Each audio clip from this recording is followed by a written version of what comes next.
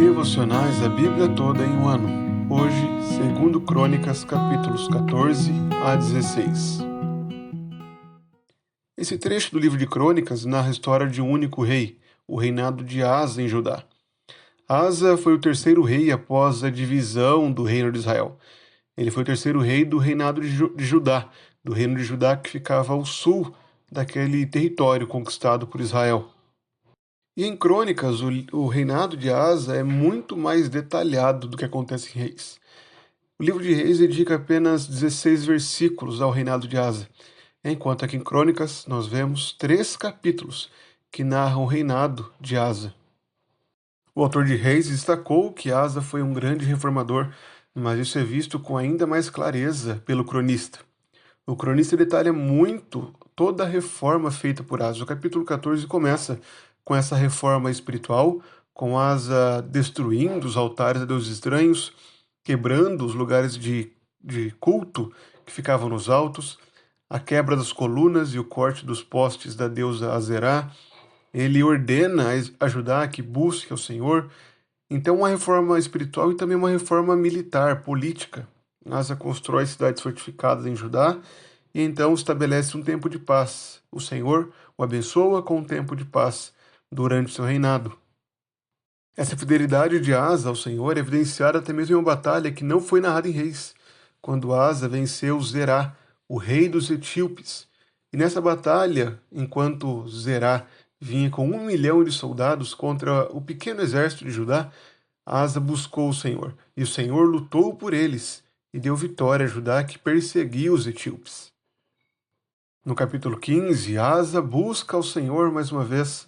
Após o Senhor usar Azarias, o filho de Obed, para falar a Asa, Asa convoca todo o povo, renova o altar do Senhor, que estava diante do pórtico do Senhor, e ali estabelece uma aliança com o povo, para que todos busquem ao Senhor. Ali Judá jura ao Senhor em alta voz, com júbilo ao som de clarins e trombetas, que buscará o Senhor. É nesse momento também que é indicado que Maaca, a mãe de Asa, é destituída da dignidade de rainha-mãe, porque ela havia feito uma imagem abominável ao Senhor para servir de poste da deusa Zerá. Os versículos 17 a 19 do capítulo 15 de 2 Crônicas preparam para uma mudança que acontecerá agora na narrativa sobre Asa. É dito que até o fim da sua vida, Asa permaneceu com o coração fiel ao Senhor. Até o 35º ano do seu reinado, Asa teve paz, não houve guerra contra ele. Porém, no capítulo 16, Asa faz aliança com o rei da Síria, e isso é algo abominável ao Senhor. Ele faz aliança com Ben-Hadad e depois é repreendido por Hanani por ter feito essa aliança. Ao invés de se arrepender, Asa prende Hanani, manda prender a esse profeta que havia falado da parte de Deus, e isso agrava ainda mais o seu pecado.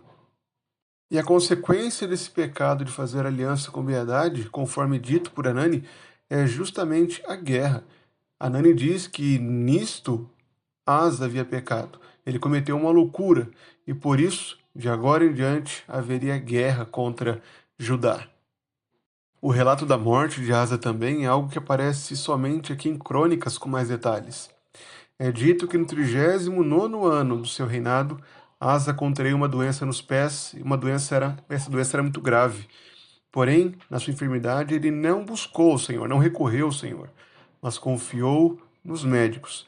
Isso também mostrava que Asa, por mais que tivesse um coração fiel ao Senhor, pecou por não confiar no Senhor. A narrativa do cronista sobre Asa visa apresentá-lo como um rei que começa bem, com reformas religiosas e confiança no Senhor, mas que termina o seu reinado com autossuficiência, sem confiança em Deus. O propósito é duplo.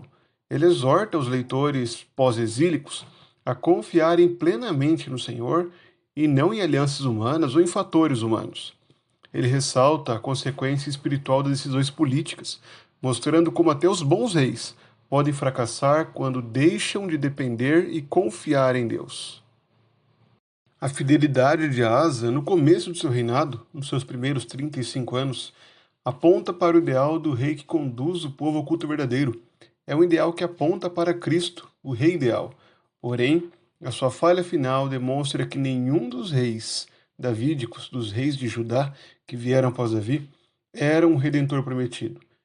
Essa falha apontava também para a necessidade de um rei perfeito, de um rei que fosse perfeito do começo ao fim, que fosse o rei ideal, uma promessa que é cumprida somente em Cristo.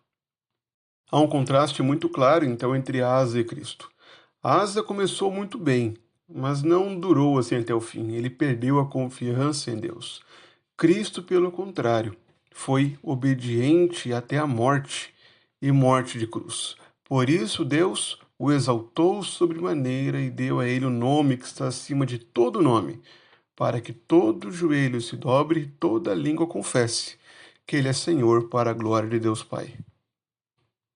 Somos ensinados por meio desse trecho que não basta começarmos bem. A perseverança é essencial até o fim.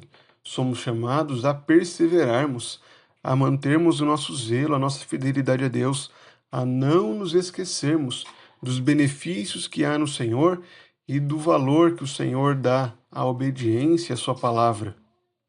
Devemos, para isso, ser prontos a ouvir a repreensão do Senhor.